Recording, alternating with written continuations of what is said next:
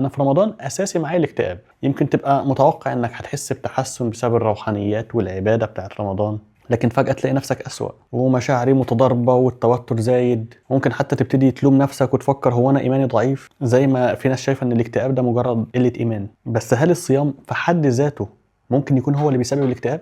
في الحقيقة الصيام بيبقى ليه تأثير إيجابي على الحالة النفسية. كفاية الإحساس إن أنا متحكم في نفسي والراحة النفسية بعد الصيام والعبادات. طب ليه بقى ممكن حالتك تسوء في رمضان؟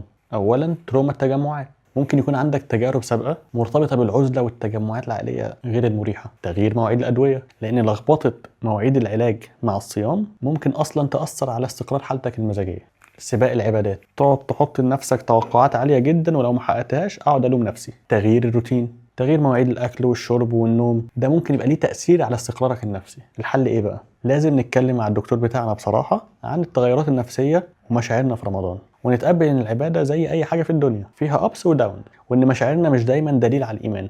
فحاول على قد ما تقدر تحافظ على نظام يومك، ولو هتعدل مواعيد الادويه عشان الصيام لازم ده يكون تحت اشراف الدكتور اللي قالك عليهم. فعشان كده مهم جدا نلتزم بكل التعليمات دي، لان اللي ما بيلتزمش بيها هتلاقيه دايما بيقول